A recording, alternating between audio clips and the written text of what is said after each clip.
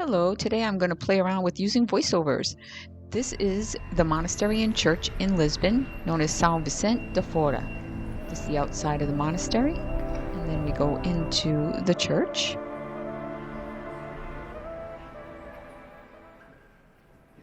Wow, look at that old pipe organ in the back.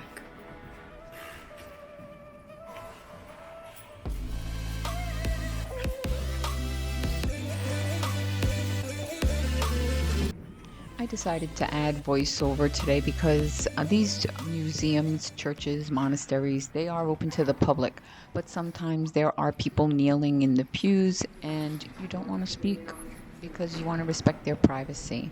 So this voiceover stuff might work good for me, whether there are people around me or not. I just might want to use it and add to my videos. So we'll see how it goes. And here's another one of the archangels. This box right here is donations for the souls in hell. So if you wanted to help somebody you thought might be in hell, that's where you put your dough. This one's for Saint Michael and João de Brito, whoever João is. So here we have the cistern where they would have held their water.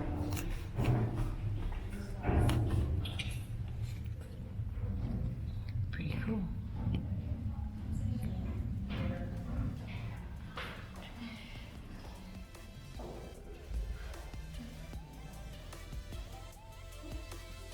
They would use these stairs, go down, get the water. I don't know exactly how they would use that, but I'll have to read a little more. Here we have some traditional tiled mosaic, the azulejos. Wow, they wrap around going up the stairs. And here is the entrance hall. So just thought I'd do a little voice over here. This entrance also has the decorated ceiling from the 18th century that is Baroque and done by Italian painter Baccarelli. And he is a Florentine painter, and this ceiling is the last ceiling that exists by this painter.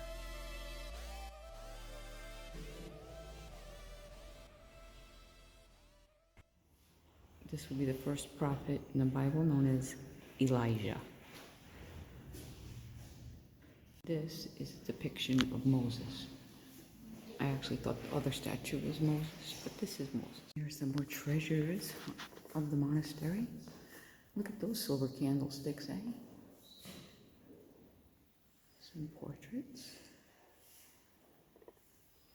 The monastery was very interesting. It had a lot of relics and things that were used in the church, and some of these items I'm not really sure what they were, and I didn't take the time to read everything and describe it, but it's certainly a nice day out if you're in Lisbon and you want to come and check it out. And here is the manger scene.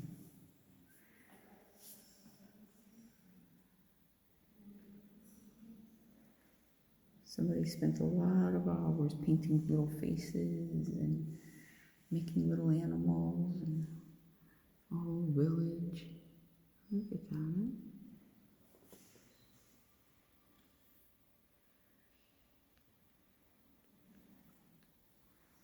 Pretty cool. Clearly, this is the Virgin Mary. Nice painting. There are some of the fancy rings and jewelry. You can see my reflection in the glass. Oh well. Some of the old detail spots here in the monastery, they just incorporated them into the museum. So I imagine they would have sat here and looked out upon the river.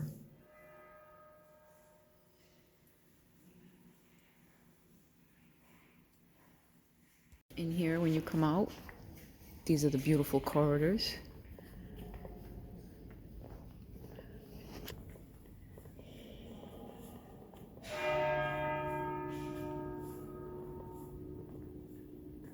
Nice, just in time to hear the bell ring.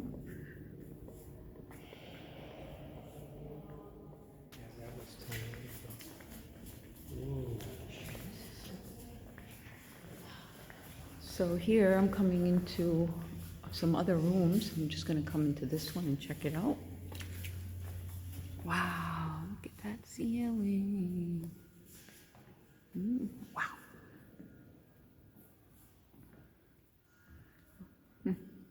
And I thought it would take a long time to embroider. Imagine how much time it would take to install each and every single tile in this room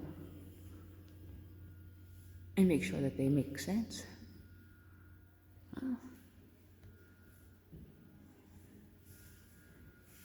Okay, and then it looks like there's something here. Oh, wow, there's bones. So that's like a grave right there. Oh, there's several graves. There are remains in there. It looks like 3 people were buried here, and that they excavated that, and those were the remains that were left behind, the bone fragments. Interesting. I'll tell you, the church was not poor. Still is not poor. You know, look at these cabinets. These depictions are all the way around these courtyards, which I'm in a second one now. This is not the same as the first one I just filmed, but you can see the tile work is all the way around with all kind of little different goings-ons. This one, there's some kite flying happening. And this one looks like it's probably a hunt where they're on horseback. It looks like they're chasing some deer. Let's just kind of grab a couple here and see what they've got going on. A little trickier to determine, but it looks like just, you know, people going out to sea, possibly saying their goodbyes. I have no idea what all these little stories are, but interesting.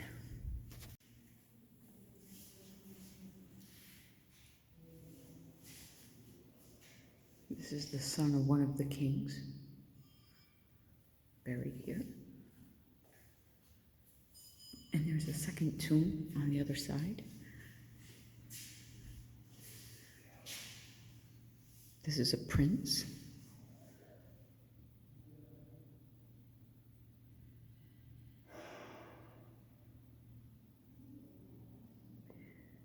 I don't speak Portuguese very well, but as far as I can determine, both of these tombs belonged to princes.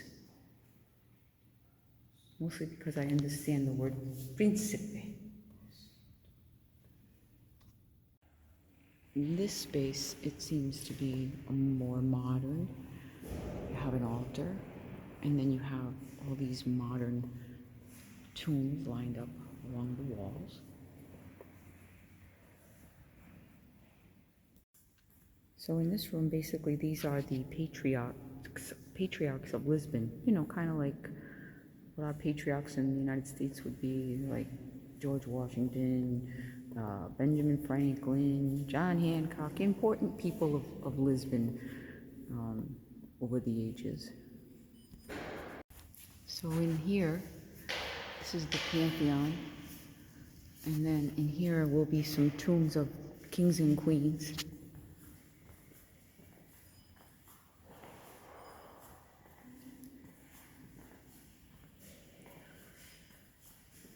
My understanding is that these tombs were in a small annex that was kind of crappy, and the king ordered that they be put into the monastery. So we have these tombs that were moved into here, which there are quite a few.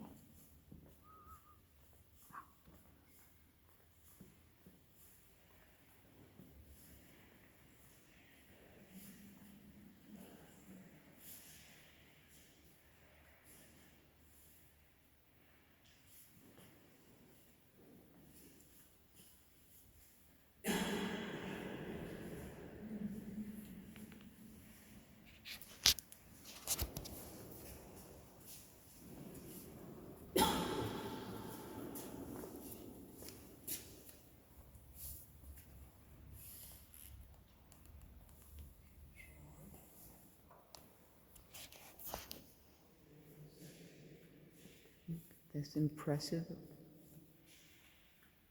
cloaked person, oh, hands on the face crying over the tomb. About 2 tombs. El Rey Don Carlos y o Príncipe Real. So here are a king and a prince.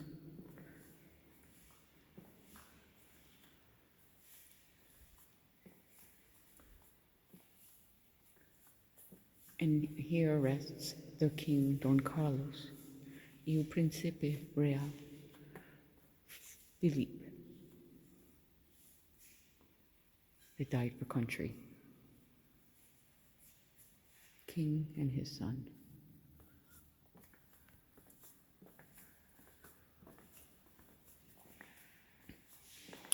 Here rests the King Manuel II, who died in exile and also served his country. Still more to see, so we will go down the hall, up the stairs, and then turn around and look down the stairs. Look at all those azulejos up and down the walls. They are everywhere in this monastery. Hours and hours of work. So these azulejos continue. Incredible. All these tile stories continue around the walls.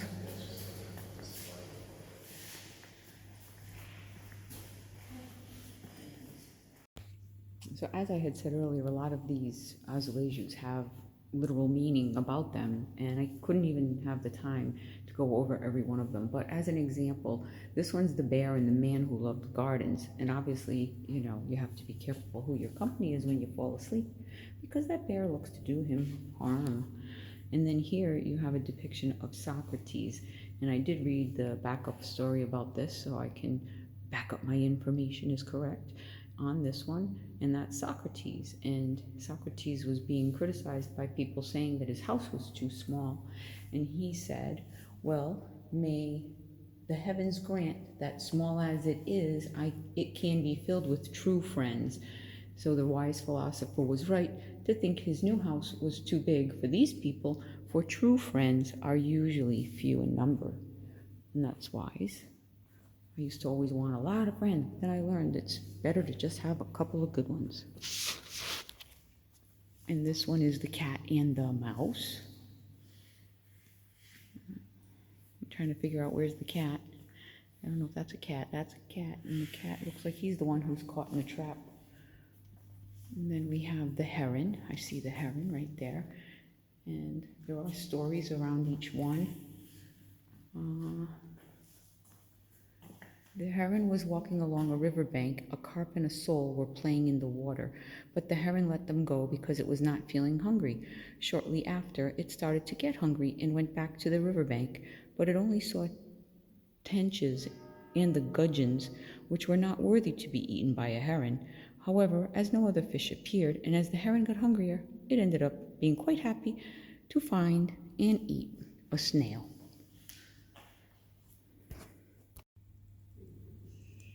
And this one is the chicken that laid the golden eggs. And these sound like, you know, Aesop's fairy tales to me, a lot of these.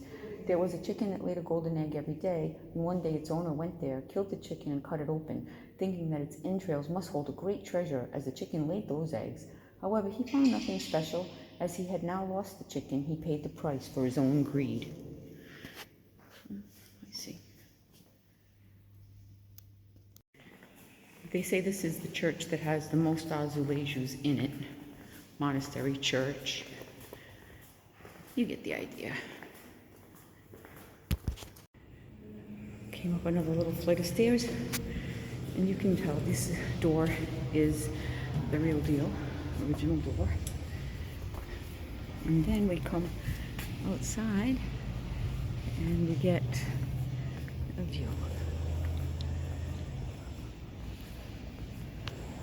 Of course, we're going to hear the modern city sounds.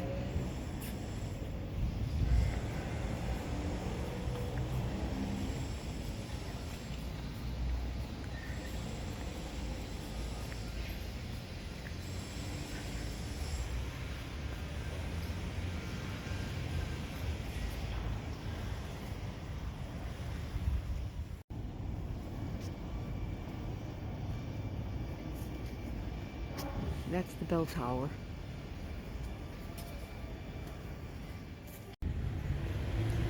Lions. My regular followers know I like to film the doors.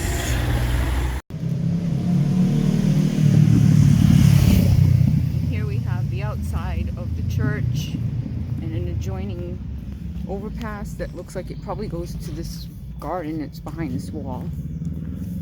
Or it could be a palace. I'm sorry, I'm not totally informed.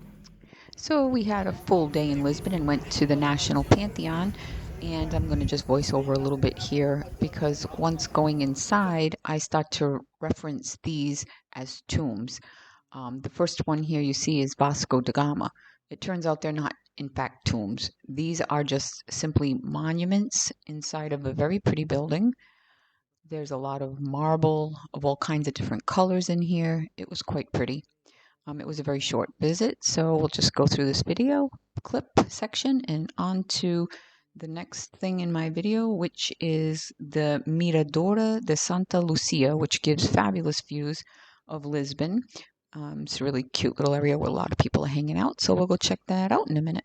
Here we have monuments to very important people in Portugal that have been built here. This is Infant Don Henrique, Pedro Alves Cabral, and over there Luís Camões. He was a famous poet in Portugal.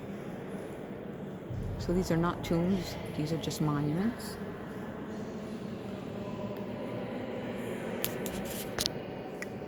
This is the Parthenon in Lisbon. So this is Teofilo Braga, and for those in the Massachusetts area, you may recognize the name Braga for the Braga Bridge in Fall River. So this was who the Braga Bridge was named after. So in Fall River, Massachusetts, we have the Braga Bridge. I'm from that area, Mass, Rhode Island, and I went over the bridge that was named after him many, many times. And if you want to put a face to a bridge, there's your man.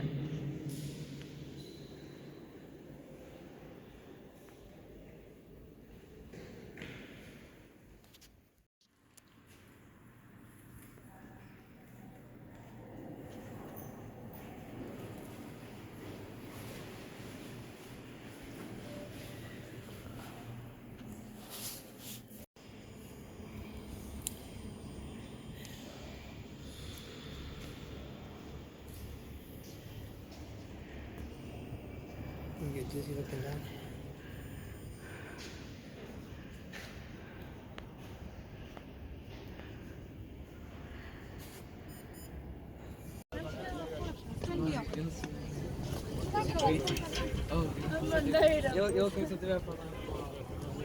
This is the Tagus River in Lisbon.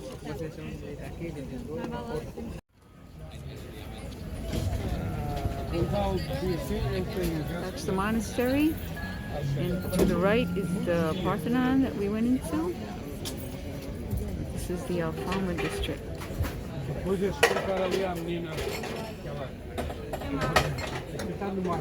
And we're right next to a little cafe. People are just hanging out, get a coffee or a drink. There's a little kiosk. You can take a trolley to find your way around Alfama if you like. There are also tuk-tuks and other modes of transportation.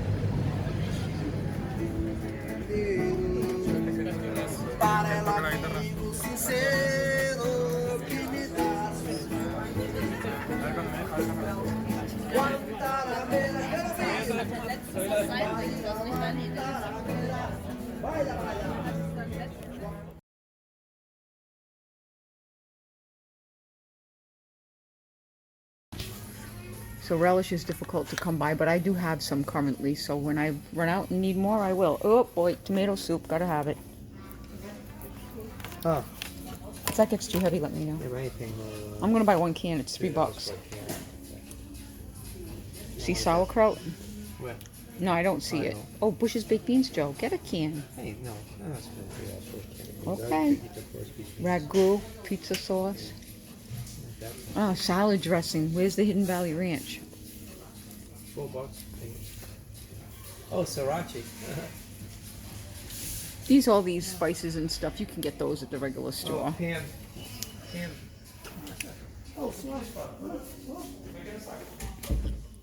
So they really did have some things here that I was not able to find in the regular local Portuguese stores, but many items can be found there. So if you do come to the Liberty store in Lisbon looking for some American things, make sure you check your local stores first. Hellman's mayonnaise can be found in the local stores, as can French's mustard, but you can't find relishes easily. So it just depends what you're really looking for. But hey, if you take a stroll through here and you find a few things that you like from home, you can always come back and grab them or stock up. So check your pricing. And, here's the one here, Nesquik. I don't know what it is in the regular stores, but I've seen it in there. And I don't think that it was the same price. So Tidy Cat, have not seen that in regular stores.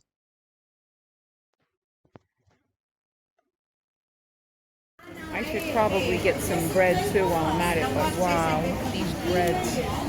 Huh? Look at that. They look great. Oh, wow. Oh, look at those. Okay, now I'm hungry. That wasn't enough. Then we've got these. Look at the ladybugs. How cute with the cherry heads. Oh, my. Oh, look at that. Oh, I want one of everything. This is the feeling of a kid in a candy shop. Look at that.